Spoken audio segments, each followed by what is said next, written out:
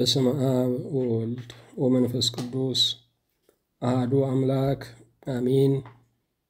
እንደምን አደራችሁ? እንደምን ሰነበታችሁ? ምሕረቱ ብዙ የሚሆን በቸርነቱ ይህንን ጊዜ የሰጠን እግዚአብሔር ስሙ የተመሰገነ ይሁን። በእግዚአብሔር ቸርነት የትምህርታችን ርዕስ ሽማግሌን አክብር የሚል ነው። እግዚአብሔርን አጋዥ መንፈስ ቅዱስን ገላጭ አድርገን የሁለተኛውን ቀን ትምህርት እንጀምራለን። ኦሪት ዘሌዋውያን ምዕራፍ 19 ቁጥር 32 ላይ ያለውን የእግዚአብሔር ቃል በጸሎት መንፈስ ሆነን እናነባለን። በሽበታሙ ፊት ተነሳ፣ ሽማግሌውንም አክብር፣ አምላክህንም ፍራ፣ እኔ እግዚአብሔር ነኝ። ሁሉን የያዘ ሁሉን የምትገዛ የጌታችን የመድኃኒታችን የኢየሱስ ክርስቶስ አባት እግዚአብሔር ሆይ እናመሰግንሃለን። ወንድና ሴቱን መላውን የሰው ዘር ሁሉ በመልክህ በአምሳልህ የፈጠርክ ክብርህን ማኅተምህን በእኛ ላይ ያሳረፍክ እግዚአብሔር ምንም እንኳን የተገባን ባንሆንም በምድር ላይ እንደ ራሴዎች ምስለኔዎች አድርገህ ያስቀመጥከን የምትወደን የምታከብረን ተስፋም የምታደርገን አምላካችን ሆይ ምስጋና እናቀርብልሃለን። እውነት በማይነገርበት ሐሰት በነገሰበት በዚህ ዘመን የምስራቹን የዘላለሙን እውነት የማይታበለውን ሐቅ ደግሞ ለባሪያዎችህ ስለላክልን እውነት ስለሆነውና ነፃ ስለሚያወጣው ቃልህ ምስጋና እናቀርባለን። የደስታችን ምንጭ የሆንከው አምላካችን ሆይ ባንተ ደስ ካላለን በምን ደስ ይለን ይችላል? ሌሎች ነገሮችስ ካንተ ይልቅ እንዴት ሊያስደስቱን ይችላሉ? ዝናም ከበሬታም ስልጣንም ገንዘብም መከበብም መወደስም ያለ አንተ የሐዘን ምንጭ ናቸው። አምላካችን ሆይ በራስህ እንድንደሰት አድርገህ ስለፈጠርከን ምስጋና እናቀርብልሃለን። የሞትከው የተነሳኸው ብትሞቱ ትነሳላችሁ ብለህ ተስፋን ጥለህልን የሄድከው አምላካችን ሆይ ዛሬ ዓርብ ቢሆን እሁድ ይመጣል፣ ዛሬ ሞት ቢሆን ትንሣኤ ይከተላል። ጨርሶ አይጨልምምና እናመሰግንሃለን። አምላካችን ሆይ ቅዱስነትህ ከቅዱሳን በላይ ነው። ለቅዱሳንም ቅዱሳን ይባሉ ዘንድ የሰጣቸው አንተ ነህ። የሁሉ ክብር ሰማይና ምድር የጸናብህ ምሰሶ አንተ ነህ። የማትናወጠውም መሰረታችን አንተ ነህ። መሬት እንኳ ይከዳል፣ ሰማይም አንድ ቀን ስፍራውን ይስታል። ለዘላለም በመንበርህ በህልውና በችሎታህ በኃይልህ የምትኖር አምላካችን ነህና እናመሰግንሃለን። የጽድቅ መብላችን የሕይወት መጠጣችን የሆንከው በአንተ ጠግበናል፣ በአንተ ረክተናል፣ በአንተ ደምቀናል፣ በአንተ አርፈናል። አጥራችን አንተ ነህ፣ የሚታየውና የማይታየውን ጠላት የምትመልስልን። ባሪያዎችህ ከምንረግጠው እሾህ ዘወትር ከመድማት ከመቁሰል ከመሞት የምታድነን አንተ ነህ። በመንገዳችን ፊት ለፊት እየቀደምህ እያበራህ የምታስከትለን አንተው ነህ። አምላካችን ሆይ እኛን ለሰዎች እኛን ለክፉ አሳልፈ ስላልሰጠህ እናመሰግንሃለን። የዘወትር ክብራችን እግዚአብሔር ሆይ በአንተ ይነጋል፣ በአንተ ይመሻል። መንጋትና መምሸቱን ስልጣኑ ያንተ ስለሆነ ይኸው አግኝተነዋል። ጌታ እግዚአብሔር ሆይ ባለጠጋ በሀብቱ እናት በደግነቷ የማትሰጠውን ቸርነት ለእኛ ለባሪያዎች ስለምትሰጠን ከእናትም እናት ከባለጠጋም ባለጠጋ ከቸርም ይልቅ ቸርነህና እናመሰግንሃለን። ሁሉን የተውክልን በደላችንንና ኃጢአታችንን ሁሉ የደመሰስክልን በጸጋህ ያከበርከን አንተ ዘንድ መኖሪያ ያዘጋጀህልን ይህንን ቀን የተሸሸግንብህ ጌታችን ሆይ ባንተ ነው ለብሰን ያለነው፣ ባንተ ነው ከናቅላችን የቆምነው፣ ባንተ ነው አይምሮአችንን ገንዘብ ያደረግነው። ጌታ እግዚአብሔር ሆይ ሰላማችን ነህና እናመሰግንሃለን። የሁሉ ጌታ እግዚአብሔር ሆይ ሁለመናችንን ባንሰጥ ሁለመናህን የሰጠህን ሥጋዬን ብሉ ደሜን ጠጡ ብለህ እንዲህ አይነት ቸርነትን ያደረክልን አንተ ነህና አሁንም የሸክማችን ቅለቱ የቀንበራችን ነፃነቱ አንተ ስለሆንክ ወደ አንተ በእምነት እንገሰግሳለን። መልካም መድረሻ ነህና እግዚአብሔር ሆይ ተመስገን። የሁሉ አምላክ እግዚአብሔር ሆይ ደህንነታችን አንተ ነህ። አለሁ የምንለው በአንተ ነው። ነጋም የምንለው በአንተ ነው። የምንቃጠረውም ቀጠሮ የምንይዘውም በአንተው ነው። ነገንም ለመድረሳችን ዋስትናችን አንተው ነህ። የዘላለም ቤታችንም አንተው ነህ። ጎጆአችን ሲፈርስ ይሄን ሥጋችንን አንድ ቀን በሞት ስንከስረው የዘላለም መኖሪያችን አንተ ነህ። ከእኛ ይልቅ ለእኛ የቀረብከው ጌታችን ተመስገን። ስለ ቸርነትህ ሁሉን አድርገህልናል። እኛ ግን ምስጋና ቢሶች ነን። ስለ አንዱም ለማመስገን የተጋን አይደለንም። ብዙ ልመና አለን፣ ጥቂት ምስጋና እንኳ የለንም። የምስጋና ድሆች ብንሆንም ብዙ አመስጋኝ መላእክቶች ስለተደረገላቸው ሳይሆን አንተ ስለሆንክ ብቻ የሚያከብሩ ቅዱሳን ሰራዊቶች ሳሉ ከኛ ከአጉረምራሚዎቹ ጋር ዛሬም ጉዳይ አለህና ጌታ ሆይ ተመስገን። አቤቱ ጌታ ሆይ ከከለከልከን ስፍራ ሁሉ እንድንመለስ ባልፈቀድከው ነገር ላይ እከውነዋለሁ ብሎ ከመፎከር እንድታድነን እንጸልያለን። ምድሪቱን ከጣሯ ነፃ እንድታወጣት የሕዝብህን የትውልድህን ሕመም ሁሉ እንድትፈውስ ዘመኑን ዘመነ ብርሃን እንድታደርገው ደጅ እንጠናሃለን። ጌታ ሆይ ዘወትር ለምስጋና የምንመለስ ባሪያዎችህ እንድታደርገን ቀምተን የምንሮጥ አግኝተን የምናማርር ሆኖልን ለአንተ ጀርባችንን የምንሰጥ ብላሽ ሰዎች እንዳንሆን በጸጋህ አግዘን። የተወደድከ አምላክ እግዚአብሔር ሆይ ስለ ቸርነትህ ስለ ምሕረትህም ታላቅነት በዘመናችን ሁሉ እንደ ጥላ የሚከተለንን ሐዘንን፣ ጭንቀትን፣ ቀቢጸ ተስፋን፣ የኔ ነገር የሚል ክፉ ዜማን ሁሉ ከእኛ እንድታርቅልን በምስጋና እንድትሞላን ሐሴትም እንዲያረሰርሰን እግዚአብሔርነትህን እያሰብን ደግሞ ጸንተን እንድንቆም የእምነት ልቡና እንድታድለን ደጅ እንጠናሃለን። አምላካችን ሆይ እኔን ባሪያህን ሕዝብህን ወዳጆችህን የሚመሩንን ሁሉ አቤቱ ይቅር በል። የይቅርታህ በረከት የይቅርታህ ማዳን ለባሪያዎችህ ይድረሰን። እነዚህን ከቢድ ቀኖችን በቸርነትህ እንድታሳልፈን ጭጋጉ እንዲጠራ ጨለማው እንዲበራ ሸካራው እንዲለሰልስ የተከፋፋንበት ቀን የይቅርታ ቀን እንዲሆን አቤቱን ጠይቀሃለን። የተወደድከ አምላክ እግዚአብሔር ሆይ ይህንንም አንድነት ይህንንም ገበታ እንድትባርክልን ከእግዚአብሔር እንደሚሰማ ሆኖ መቀመጥን እንድታድለን ደጅ እንጠናሃለን። የተጨነቀ ብዙ ነው። የኑሮ ቀንበር የከበደው ብዙ ነው። ውስብስብ በሆነ በሽታና ጭንቀት የሚያልፈው ብዙ ነው። እማይተኛው ብዙ ነው። ቆሞ በቁሙ የሚለፈልፈው ብዙ ነው። የዘመናት ቅዱስ እግዚአብሔር ሆይ ለሕዝብህ ዕረፍትን ስጥ። የሁሉ አምላክ እግዚአብሔር ሆይ ምድሪቱ አንተን በማወቅ እንድትሞላ ቅዱስ ፍርሃትም በምድሪቱ ላይ እንዲነግስ የመቀባበል ዘመንም እንዲመጣ ዘረኝነት፣ ጥላቻ፣ መለያየት፣ ክፋት፣ ተንኮል፣ ምቀኝነት ሁሉ ደግሞ በቃልህ ተጠርጎ እንዲወጣ ጌታ ሆይ ትውልድ ገራም እንዲሆን ዕድሜ እንዲያገኝ አቤቱን ለምንሃለን። የተወደድክ ጌታ እግዚአብሔር ሆይ ሽማግሌዎችን እንድትባርክልን እንድታሰነብትልን እምናየውን ሽበት እንዳታሳጣን የሚሰበስቡ ሽማግሌዎችን እንዳታሳጣን የሚመክሩ ሽማግሌዎችን እንዳታሳጣን አቤቱን ለምንሃለን። በየስፍራው የተጎዱ ያዘኑ በልጆቻቸው የተከዱ ባሳደጓቸው የተደፈሩ ሽማግሌዎችን የካሳ የምርቃት ዘመን እንድትሰጣቸው ደጅ እንጠናሃለን። የእኛንም ፍጻሜ እንድታሳምርልን መኖራችንን ለአንተው ክብር እንድታደርግልን አቤቱ እንማጸናሃለን። በዚህች ቀን በደዌ ዳኛ ባልጋ ቁራኛ ያሉ ነፃ እንዲወጡ ጌታ ሆይ ከኛ ጋር ቆመው ዝናህን ለማውራት እንዲበቁ እንለምንሃለን።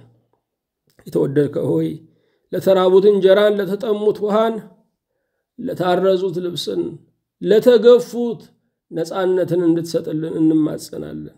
የተወደድክ ጌታ እግዚአብሔር ሆይ ስለ ቸርነትህ ስደተኞችን እንድታስታውስልን በበረሃ በባህር የሚማስኑትን ሁሉ በቸርነትህ ጥላ ከለላ ሆነ ከመልካሙ መንደር እንድታደርስልን ደጅ እንጠናሃለን። ጌታ ሆይ መሪር በሆነ በሰው አገዛዝ የተያዙትን ለመኖር እየከፈሉ ያሉትን ሁሉ ከጭንቃቸው ዛሬ ነፃ እንድታወጣቸው ደጅ እንጠናሃለን። አምላካችን ሆይ ሀገራችን ኢትዮጵያን እንድታስብ በየስፍራው ያለውን ደግሞ ደም መፋሰስ በቃ እንድትለን በአማራ ጠቅላይ ግዛት በኦሮሚያ ጠቅላይ ግዛት ያለውን ሁከት ሁሉ በሰላም ጸጥ እንድታደርግልን ወጥቶ ለመግባት ተኝቶ ለመንቃት ደግሞ የተረጋጉ ህዝቦች እንድታደርግልን እንማጸናለን። የተዘጉ መንገዶች እንዲከፈቱ የተጨነቁ ህዝቦች ነፃ እንዲወጡ ሰላማዊ አየር እንዲተነፍሱ እንማጸናለን። ስለ ሁሉም ስምህ ብሩክ ቅዱስ ይሁን። ደግሞም በፊትህ በቆምን ጊዜ በጸሎት እንድናስባቸው አደራ ያሉንን በማይረሳ አይምሮ በሰማያዊት መንግስትህ በክብር አደባባይ በማያልቀው መዝገብህ አቤቱ አስብልን። የሰጠህንን ዘመን በሰላም እንድንፈጽመው ጸጋህ ያግዘን። ጥበብህ በመካከላችን ታብራ። በጌታችን በኢየሱስ ክርስቶስ በእርሱ ያለ ክብር ጽን ለአንተ ይገባሃል። ከእርሱ ጋራ ከመንፈስ ቅዱስም ጋራ ትክክል የሚሆን ዛሬም ዘወትርም ለዘላለሙ አሜን። የእግዚአብሔር የአምላካችን ስሙ የተመሰገነ ይሁን። ርዕሳችን ሽማግሌን አክብር የሚል ነው። ኦሪት ዘሌዋውያን ምዕራፍ 19 ቁጥር 32 ላይ ያለውን የእግዚአብሔር ቃል እየተነጋገርን ነው። ኦሪት ዘሌዋውያን ማለት የሌዋውያን ሕግ ማለት ነው። ሌዋውያን ዘመናቸውን ለእግዚአብሔር የሰጡ አገልጋዮች ናቸው። ሌዋዊ እርሻ የለውም። ሌዋዊ ንግድ የለውም። ሌዋዊ ልዩ የሆነ ማህበራዊ ግዳጅ የለውም። ሌዋዊ ወደ ጦርነት የሚዘምት አይደለም። ሌዋዊ ቀኑ ሌሊቱ ዓመቱ ለእግዚአብሔር የተሰጠ ነው። ሌዋውያን እግዚአብሔርን በአንድ ልብ የሚያገለግሉ የእግዚአብሔርን ደጅ የሚከፍቱ የእግዚአብሔር አገልግሎት በቀንም በሌሊትም እንዳይታጎል ጊዜያቸውን ሕይወታቸውን የሰጡ ናቸው። ሌዋውያን ባለ እርሻዎች አይደሉም፣ ነጋዴዎችም አይደሉም። የእግዚአብሔርን ርስት የሚበሉ ናቸው። ሌዋውያን ሀገርን በጸሎት የሚጠብቁ ናቸው። ሀገር የሚጠበቀው በመሳሪያ ብቻ አይደለም፣ በጸሎትም ነው። ሌዋውያን እግዚአብሔር ጉዳያቸው የሆኑ ለእግዚአብሔር የተለዩ የሕዝብ አስራት ናቸው። ከ12ቱ የእስራኤል ነገድ አንዱ ነገድ የሌዊ ነገድ ለአገልግሎት የተጠራ ነው። ሌዋውያን በእግዚአብሔርና በሕዝቡ መካከል የሚኖሩ ናቸው። አሰፋፈራቸውን እንኳን ስንመለከት በመቅደሱና በሕዝቡ መካከል የሚሰፍሩ ነበሩ። ሌዋውያን ሕይወታቸው ኑሯቸው ስጋውን ብቻ ለሚያየው ሰው ተግሳጽ ነበረ። እነርሱ ሌትና ቀን እግዚአብሔርን ያገለግላሉ፣ እኔ ግን አንድ ሰዓት መጸለይ አቃተኝ እያለ እነሱን እያየ የሚገሰጽ ብዙ ነበረ። ሌዋውያን ኑሯቸው የሚገስጽ ነበረ። የእግዚአብሔር ቤት እንዳይደፈር አጥር ነበሩ። ሌዋውያን የእግዚአብሔርን ንዋያተ ቅድሳት ተሸካሚዎች ነበሩ። ሌዋውያን መቅደሱ ሲቆሽሽ የሚያጸዱ ነበሩ። ሌዋውያን ከመካከላቸው ካህናት፣ ሊቃነ ካህናት ይወጡ ነበር። ስለዚህም የዕለት አገልግሎትን በመቅደሱ ያከናውናሉ። የዕለት አገልግሎት የሚባለው በጠዋትና በማታ ዕጣን ለእግዚአብሔር ማሳረግ ነው። የዕለት አገልግሎት የሚባለው በመቅደሱ ብርሃን እንዳይጠፋ መለኮስ ነው። የዕለት አገልግሎት የሚባለው ለኃጢአት የሚቀርበውን መስዋዕት ማሳረግ፣ ኃጢአተኛውን ከኃጢአት እስራት እንዲፈታ በመስዋዕቱ አማካኝነት እግዚአብሔርን አብሮ መለመን ነው። ሌዋውያን ሳምንታዊውን አገልግሎት፣ ዓመታዊውን አገልግሎት ያከናውኑ ነበር። ሳምንታዊው አገልግሎት በገበታው ላይ የሚቀርበውን ህብስት መቀየር ነበር። ዓመታዊው አገልግሎት ደግሞ የማስተስሪያ ቀን ተብሎ የሚጠራው ብሔራዊ ንስሐ የሚከናወንበት ነው። ስለዚህም እስራኤላውያን ዓመቱ ሙሉ ሊጣሉ ሊኳረፉ ይችላሉ። የማስተስሪያ ቀን ሲደርስ በዋዜማው ግን ይታረቃሉ። የማስተስሪያ ቀን ሰውና እግዚአብሔር፣ ሰውና ሰው የሚታረቁበት ቀን ነው። በየዓመቱ ብሔራዊ የንስሐ ቀን ነበራቸው። እኛ በየዓመቱ ብሔራዊ የንስሐ ቀን አይደለም፣ በታሪካችን የይቅርታ ቀን የለንም። ለዚህ ነው የ200 የ300 ዓመት ቂም እየቆጠርን ትኩስ ጠብ የምንጣላው፣ ቆመን ሳለ ከሞቱት ጋራ የምንጋጨው። እስከዚህ ድረስ የወረድ ነው ብሔራዊ የንስሐ ቀን ስለሌለን ነው። ብሔራዊ የንስሐ ቀን የደፈረሰውን ያጠራል፣ የተበደለውን ተበደልኩ የሚለውን ይክሳል። እነዚህ ሌዋውያን ሀገርን የሚያስታርቁ፣ ሰማይና ምድርን የሚያጨባብጡ ነበሩ። ኦሪት ዘሌዋውያን ማለት የካህናት ሕግ ማለት ነው። በሌላ አጠራር ኦሪት ዘሌዋውያን የቅድስና ሕግ ማለት ነው። ሌዋዊ ለእግዚአብሔር የተለየ ነው። ሌዋዊ የእርሻ ጉዳይ የለው፣ የንግድ ጉዳይ የለው፣ የዘመቻ ጉዳይ የለው። ዛሬ እንኳን በዚች ቀን ምድረ እስራኤል ላይ ብትሄዱ አንድ ሌዋዊ የሀገሩ መንግስት የማያስገድደው ነገር አለ። አንደኛ ዘመናዊ ትምህርት ላይ ማር ይችላል። ሁለተኛ አይዘምትም። ሶስተኛ ተግባረ ሥጋን አያከናውንም። የእስራኤል መንግስት ለዚህ ሌዋዊ ቀለብ ይሰፍርለታል። የሚያምኑት በእነዚህ ጸሎት እስራኤል ቆማለች ብለው ነው። ሀገር የሚቆመው በአገልጋዮች ጸሎት ነው። የእግዚአብሔር ደጅ እንዳይዘጋ አገልጋዮች በሕይወት መኖር አለባቸው። የዛሬው የሀገራችን ትውልድ አገልጋይን ሲረግም ነው የሚውለው።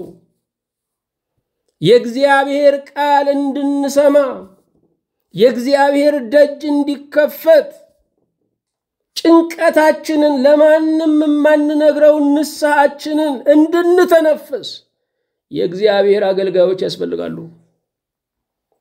ዛሬ ቤታችንንና ሀገራችንን ያቆሙትን አገልጋዮች ካልጣለን ብለን ዘመቻ ላይ ወጥተናል። ኦሪት ዘሌዋውያን የሌዋውያን ሕግ የቅድስና ሕግ ማለት ነው። አንድ ሌዋዊ ወይም አንድ ለእግዚአብሔር ልዩ እንዲሆን፣ ለእግዚአብሔር የተለየ እንዲሆን የተጠራ ሰው መልኩ ምን ይመስላል? ሽማግሌን ያከብራል። ስለዚህም ቃሉ በሽበታሙት ፊት ተነሳ፣ ሽማግሌውንም አክብር፣ አምላክህንም ፍራ፣ እኔ እግዚአብሔር ነኝ ይላል።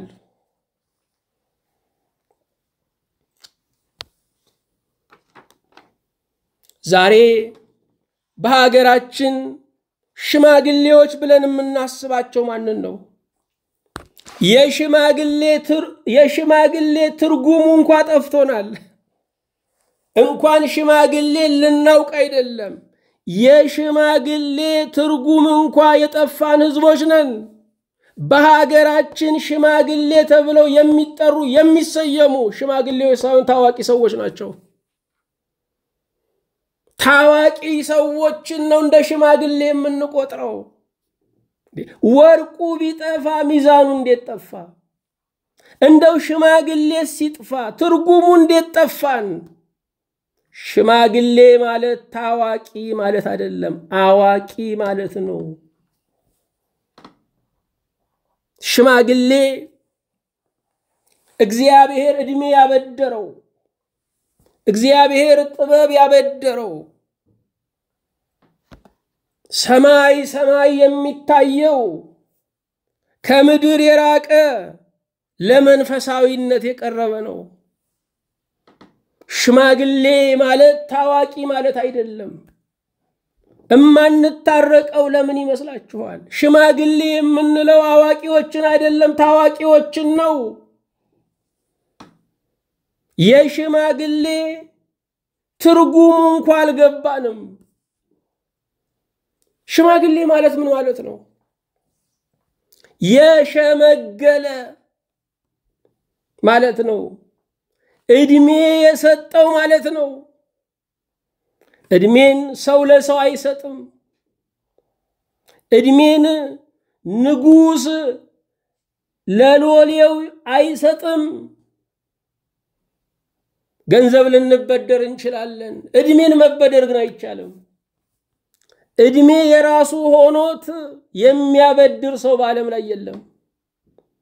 የእድሜ ባለጠጋው እግዚአብሔር ብቻ ነው። እድሜ የሚለመነው ከእግዚአብሔር ብቻ ነው። እድሜንም የሚሰጥ እግዚአብሔር ብቻ ነው። በምድር ላይ ሲያስቀምጠንም ያልተሳሳተው እግዚአብሔር ብቻ ነው።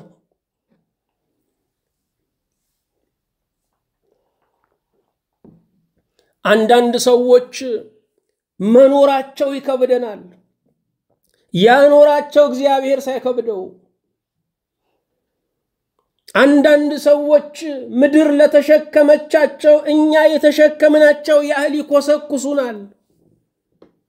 እድሜ የሚሰጥ ግን እግዚአብሔር ነው። ለንጉስ በቀን ላይ ቀን ትጨምራለህ ይላል። ንጉስ እንኳን በየቀኑ ከእግዚአብሔር የእድሜ ምጽዋት የሚቀበል ነው። በንጉስነቱ በሰራዊቱ ብዛት በመሳሪያው ጽንዓት አንድ ቀን የማደር አቅም የለውም። እድሜ እግዚአብሔር ብቻ የሚሰጠው ስጦታ ነው። እድሜን የሚሰጥ እግዚአብሔር ነው። ለምን ኖርኩኝ ማለት የለብንም።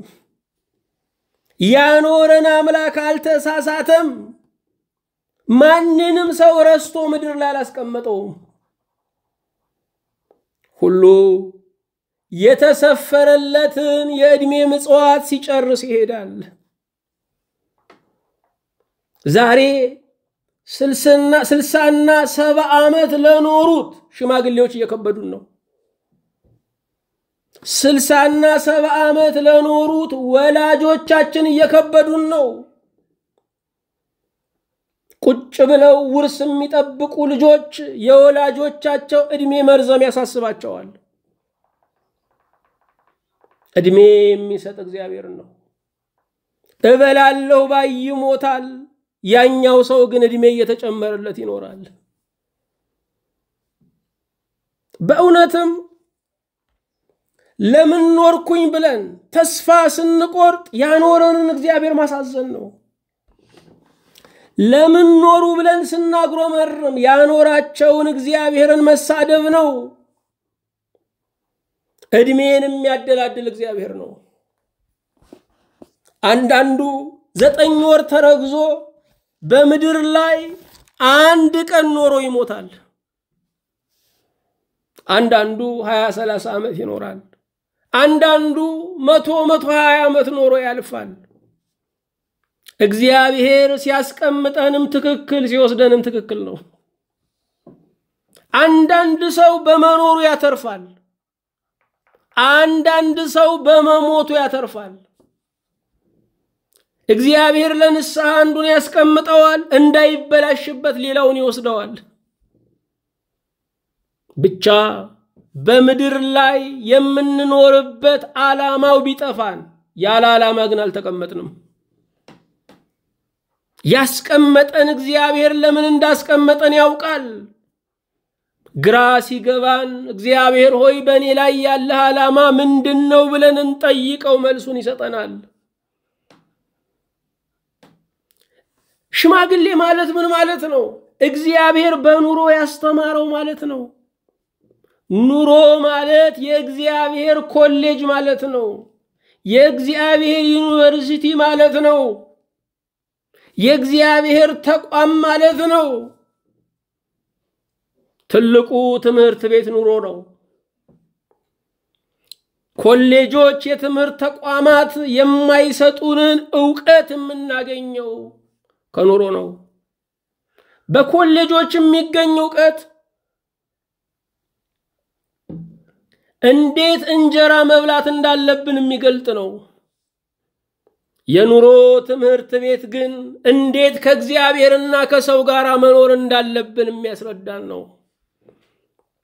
ሰው ማለት ከሰውና ከእግዚአብሔር ጋር የሚኖር ነው። ከእግዚአብሔርና ከሰው ጋር ያለው ግንኙነቱ ጤናማ እንዲሆን እግዚአብሔር በኑሮ ያስተምረዋል። ትዕግስትን በትምህርት ቤት አናገኛትም፣ በኑሮ ነው የምንማራት።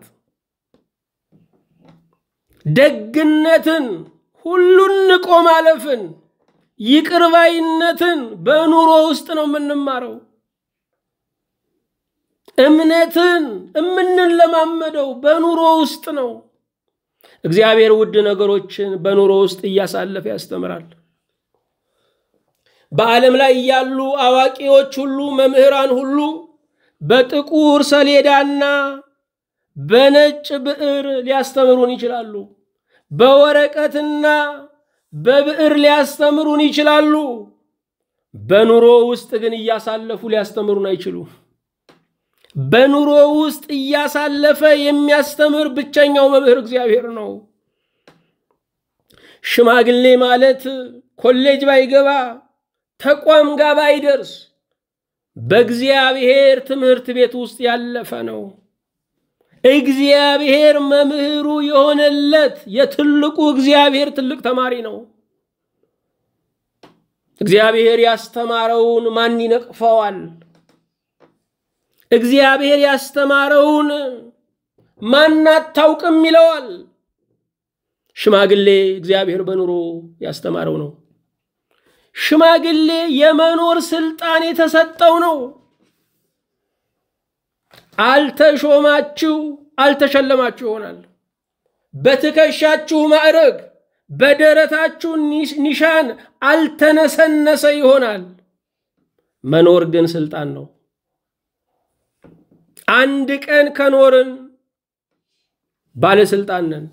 ዛሬ ከተጨመረልን ተሹመናል ማለት ነው። ከመኖር የበለጠ ስልጣን የለምና ስልጣንን ልንናፍቅ አይገባንም። ሽማግሌ የመኖር ስልጣን የተሰጠው ነው።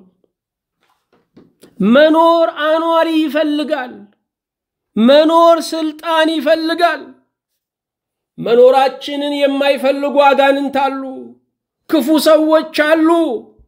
መኖራችንን የሚያጨናግፍ የራሳችን ስህተት አጉል መንገድ አለ። በዚህ ሁሉ ውስጥ ግን የምንኖረው ስልጣን የእግዚአብሔር ስለሆነ ነው። አዎ ስለተወደድን አንኖርም፣ ስለተጠላን አንሞትም። መኖር የእግዚአብሔር ስልጣን ነው። በምድር ላይ እንደሚባለው ጠንቋዮች ባጭር የሚያስቀሩ ጥላ ወጊዎች ቢኖሩ በምድር ላይ የነገሱ ነገስታት በዕለቱ ይረግፉ ነበር። መኖር የእግዚአብሔር ስልጣን ነው። የሚያኖር እግዚአብሔር ነው። የጠላት ብዛት አይገርልም፣ የወዳጅ ብዛትም አያኖርም።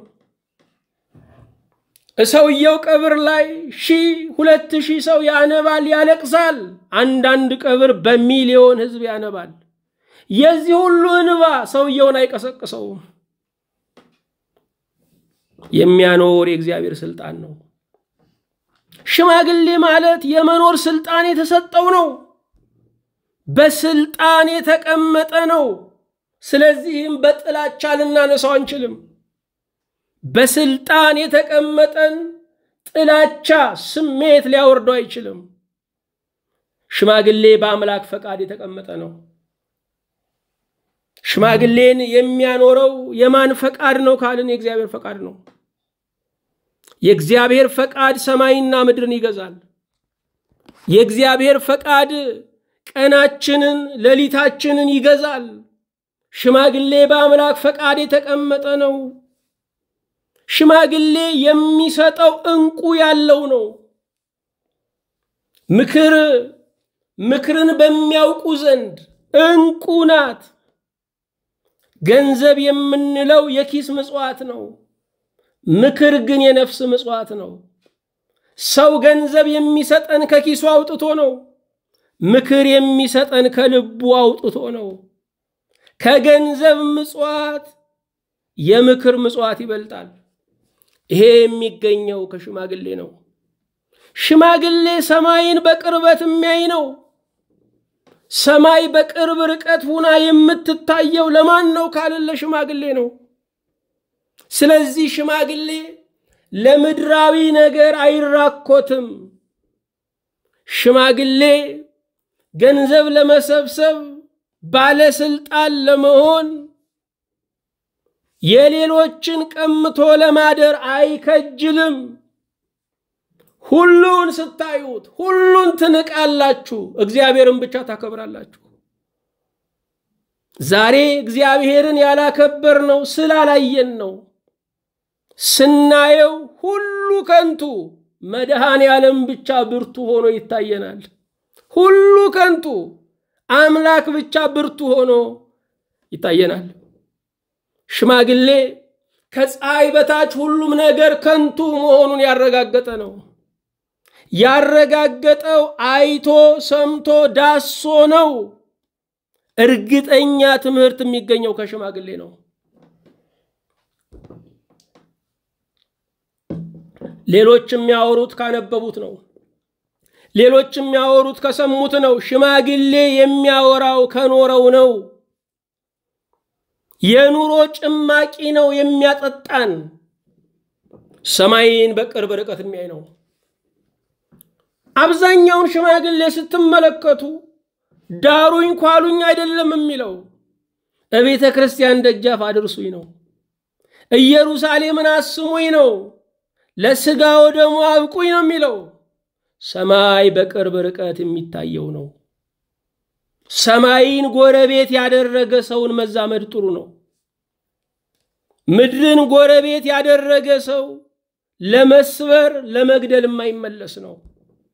ሰማይ ጎረቤቱ የሆነ ግን ሩሩህ ነው። ሽማግሌ በእግዚአብሔር የሚያምን ነው። ብዙዎች በወጣትነት ዘመናቸው እግዚአብሔርን ክደዋል።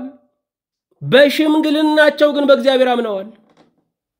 የደርግ ባለስልጣናት በስልጣን ዘመናቸው እግዚአብሔርን እንደካዱ ሁላችን እናውቃለን። በስልጣን ዘመናቸው እግዚአብሔር የለም ብለው ክደው እንዳስካዱ እናውቃለን። በሽምግልና ዘመናቸው ግን ሁሉም በእግዚአብሔር አምነዋል። ለንስሐ በቅተዋል። ለቅዱስ ቁርባን በቅተዋል። ሽማግሌ በእግዚአብሔር የሚያምን ነው። ክዶ የኖረ እንኳን ቢሆን ማታው ላይ እግዚአብሔርን የሚፈልግ ነው። ምክንያቱም ስልጣንም ሲከዳ፣ ልጅም ሲከዳ፣ ጉልበትም ሲከዳ፣ ውበትም ሲከዳ የሚገኝ እግዚአብሔር ብቻ ነው። እግዚአብሔር የሰርኩ መጠጊያ ነው። የማታው መጠጊያ ነው። የጨለማው መጠጊያ ነው። ሽማግሌ በእግዚአብሔር የሚያምን ነው። ሽማግሌ ከጨበጠው ከዳሰሰው ነገር የሚያስተምር ነው። ብዙ የታሪክ ምሁራን የምንላቸው የምናደንቃቸው ምንጮቻቸው ሽማግሌዎች ናቸው። ለነዚህ ሽማግሌዎች ግን ዋጋ አይሰጡም። ለነዚህ ሽማግሌዎች ግን ክብር አይሰጡም። ስለዚህ ሽማግሌ ከጨበጠው ከዳሰሰው ነገር የሚያስተምር ነው። ሽማግሌ አረጋዊ ይባላል። ሽማግሌ አረጋዊ ይባላል። ሽማግሌ ሽበታም ይባላል። ሽበታም ምን ማለት ነው? ፀጉሩ ነጭ ሆነ የሸበተ ማለት ነው። ሽበት ማለት ምን ማለት ነው ይላሉ? ሺህ ውበት ነው ይላሉ። ሺህ ውበትን የለበሰ ነው። ዛሬ ዘመን ያመጣውን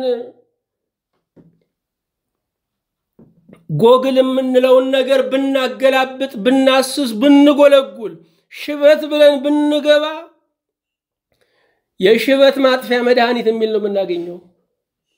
ስለ ሽበት ትርጉም አይነግረንም። ሁሉንም ያወራው ቦታ የሽበትን ትርጉም አይነግረንም። ሽበት ማለት ሺህ ውበት ማለት ነው። ጌጥ ነው፣ ድምቀት ነው፣ ኖር ያለው የሚል ምልክት ነው። ልብ አድርጉ። አክሊልም ዘውድም ይወርዳል ማታ ላይ። ሽበት የማይወርድ ዘውድ ነው። ሽበት ማታ ላይ የማያወልቁት አክሊል ነው። ሽበት የእግዚአብሔር ፊርማ ነው። ያኖረው ሰው የሚያገኘው ጸጋ ነው። ሽማግሌ ማለት አሁንም አሮጌ ማለት ነው። አሮጌነት ወገኖች ክብር ነው። አሮጌ መባል ሽማግሌ መባል የእግዚአብሔር ስሙ ነው። እግዚአብሔር ሽማግሌ ይባላል። እግዚአብሔር በዘመናት ያረጀ ተብሏል። ትንቢተ ዳንኤል ምዕራፍ 7 ቁጥር 13 ላይ እንዲህ ይላል፣ በሌሊት ራእይ አየሁ፣ እነሆም የሰው ልጅ የሚመስል ከሰማይ ደመናት ጋር መጣ፣ በዘመናት ወደ ሸመገለውም ደረሰ ይላል። ስለዚህ ሽማግሌ እግዚአብሔር ስም ነው። እግዚአብሔር መጠሪያው በዘመናት የሸመገለ ማለት ነው። አምላካችን እግዚአብሔር ለቅዱሳን ሲገለጥላቸው በአብዛኛው በአረጋዊ አምሳል ይገለጣል። እግዚአብሔር በአረጋዊ አምሳል ሲገለጥ ጠቢብ ነኝ እያለ ነው። ሽማግሌ ጠቢብ ነው። ቋጠሮ መፍታት ይችላል። መንገድ መምራት ይችላል። የደፈረሰን ማጥራት ይችላል። ደም ማርከስ ይችላል። የተጋደሉትን ማጨባበጥ ይችላል። እግዚአብሔር በሽማግሌ አምሳል ይገለጣል። ስለዚህም ጠቢብ ነኝ እያለ ነው። በጎልማሳ አምሳል ሲገለጥ ደግሞ ኃያል ነኝ እያለ ነው። ሽማግሌዎች ይልቁንም በአፍሪካ ምድር ላይ ተንቀሳቃሽ ቤተ መጻሕፍት ናቸው። ማስታወሻ ማኖር በሌለበት የቃል ቅብብሎሽ በሰለጠነበት በአፍሪካ ምድር ላይ አንድ ሽማግሌ ሲሞት አንድ ቤተ መጻሕፍት ተቃጠለ ተብሎ ይነገራል። ባህሉ፣ ቋንቋው፣ ታሪኩ፣ ስነ ቃሉ በሙሉ አብሮ ይቃጠላል። ሽማግሌዎች የታሪክ መዝገብ ቤት ናቸው። ማን ይናገር የነበረ ማን ያርዳ የቀበረ ነው። ሊናገሩ የሚገባቸው ሊደመጡ የሚገባቸው ሽማግሌዎች ናቸው። አዎ ሽማግሌዎች በእግዚአብሔር የተከበሩ ናቸው። እግዚአብሔር ያከበረውን መናቅ አይቻልም። የመናቅ መብታችንን ብንጠቀም የማይሰምርልን ነገር እግዚአብሔር ያከበረውን ማቅለል አንችልም። ሽማግሌዎች በአገር ባህል ውስጥ የተከበሩ ናቸው። የተከበሩ ናቸው። አሁን እየመጣ ያለው ክፉ ነገር ካልሆነ በቀር ሽማግሌዎች ክቡራን ናቸው። መንግስት በሌለ ዘመን እንደ መንግስት ሆነው ሀገርን ያስተዳደሩ ናቸው። በአንዳንድ ስፍራ ብትሄዱ ከአስተዳደሩ ይልቅ መንግስት ካስቀመጠው አስተዳደር ይልቅ ሽማግሌ ነው ጎሳውን የሚመራው። ሽማግሌዎች አርበኛ ሆነው የዘመቱ ናቸው። ሀገርን የጠበቁ ናቸው። የሚያሳዝነው አባቶቻችን በባዶ እግራቸው የጠበቁትን ሀገር ጫማ ለብሰን መጠበቅ አልቻልንም። ሀገር የሚባለው ታሪኩም ባህሉም ማህበራዊነቱም ነው። ይሄን ሁሉ የጠበቁ አርበኞች ናቸው። ሽማግሌዎች ለጋብቻ የሚላኩ ናቸው።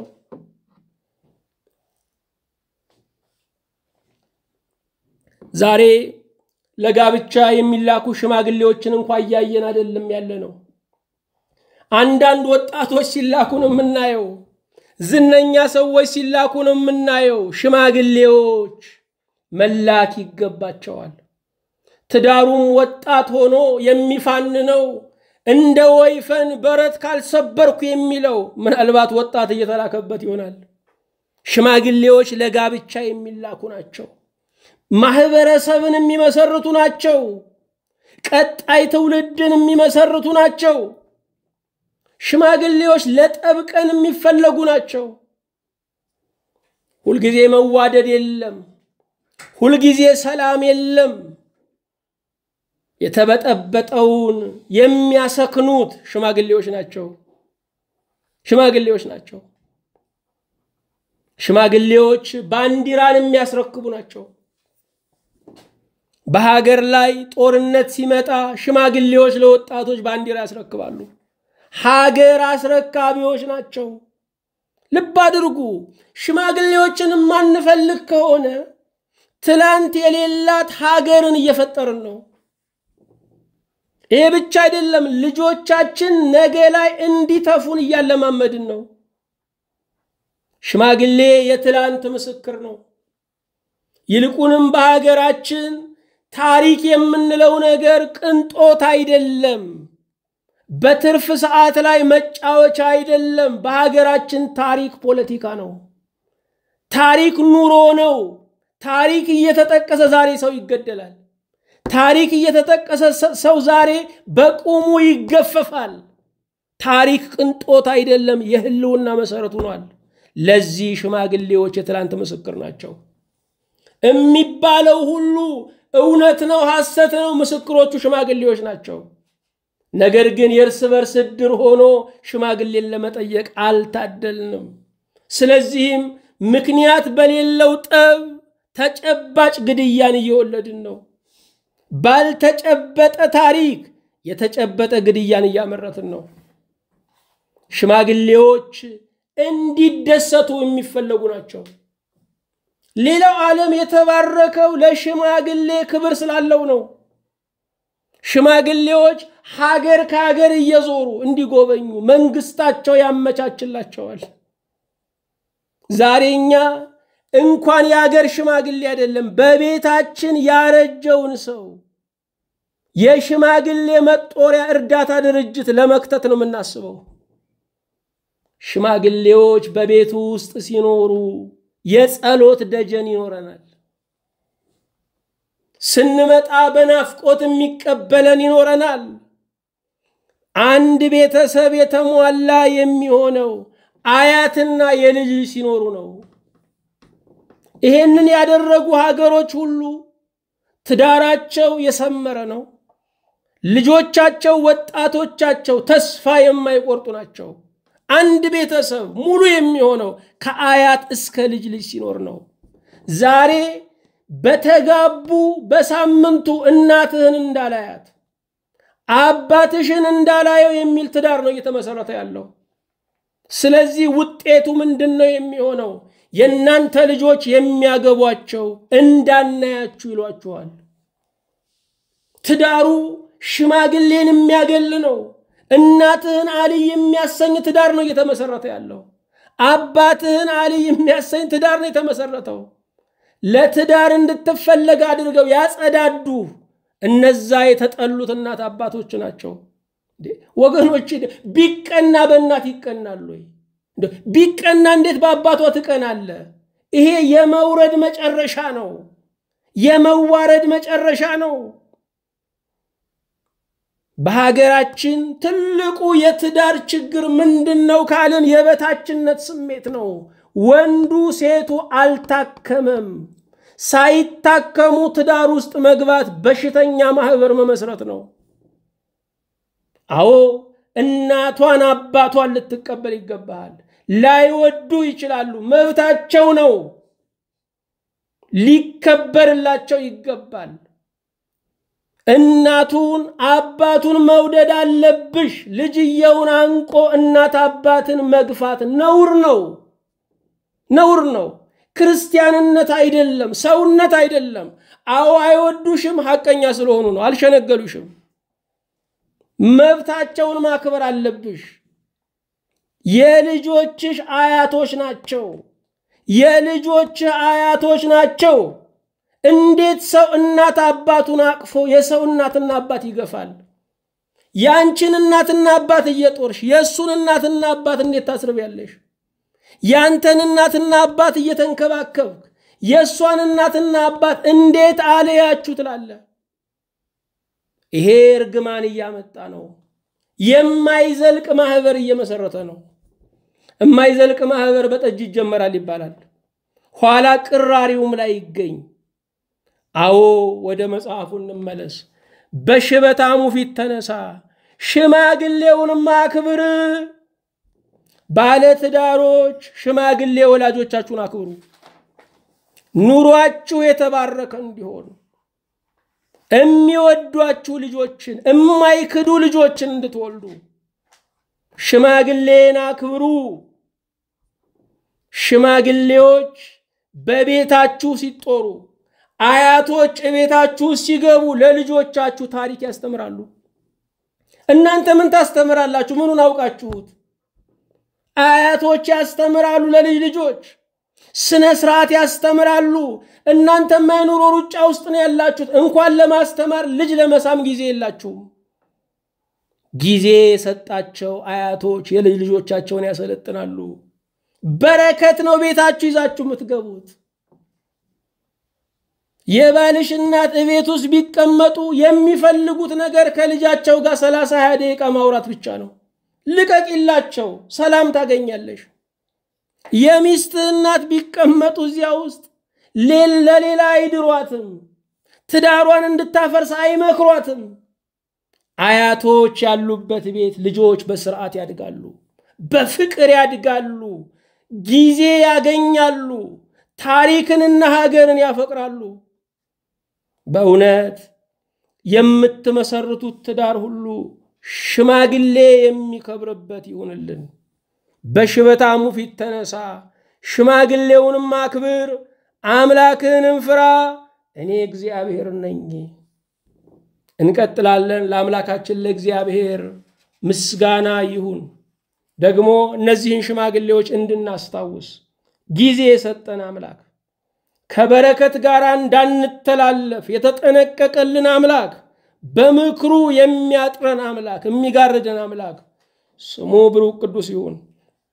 በዚህ ቀን ሽማግሌ ማለት ምን ማለት ነው ቢሉን አይተናል። ዛሬ የተጣሉ አካባቢዎች ላይ ሽማግሌ ብለን የምንልከው ታዋቂ ሰዎችን ነው። ታዋቂ ሰው ሽማግሌ አይደለም። ታዋቂ ሰው ማለት ጊዜ የሰጠው ሎተሪ የደረሰው ነው። ታዋቂ ሰው ማለት አብዛኛው ያልተማረ ስለሆነ የሚያጨበጭብለት ነው። አዋቂ ነው አገር የሚያድን፣ እርሱ ሽማግሌ ተብሎ ይጠራል። ሽማግሌ ማለት ስድብም አይደለም። ምናልባት ከደረስንበት ነው።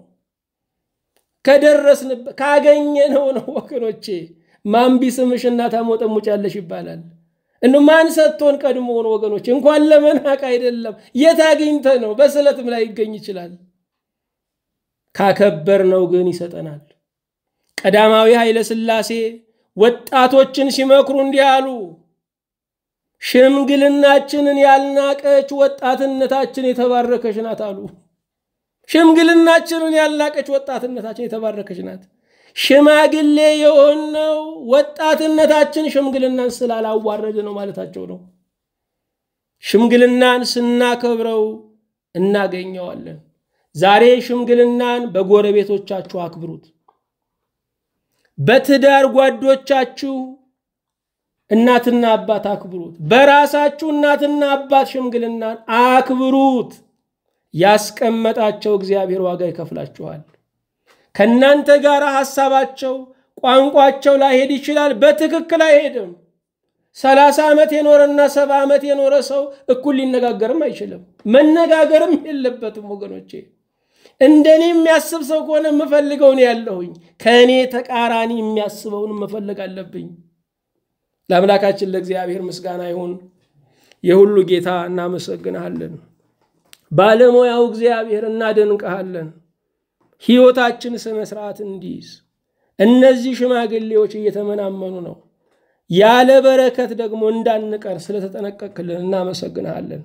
እንደ ቸርነት ምድሪቱ ሽማግሌ የሚከበርባት፣ የሽማግሌ ቃል የሚደመጥባት፣ ታረቁ ሲባል ሁሉ እሺ በጅ የሚልባት እንድትሆን እንለምንሃለን። የተወደድክ አምላክ እግዚአብሔር ሆይ ሕፃናቱን በጥበብ እንድታሳድግ፣ የወጣቶችን መልካምነታቸውን፣ መኳላቸውን፣ መዳራቸውን፣ ማፍራታቸውን እንድናይ፣ ሽማግሌዎች ተደስተው ደግሞ የምናይበት ዘመንና ወራት ይሁንልን። ስለሰማሃን ከኛ ጋር ስለነበርክ ከልብ እናመሰግንሃለን።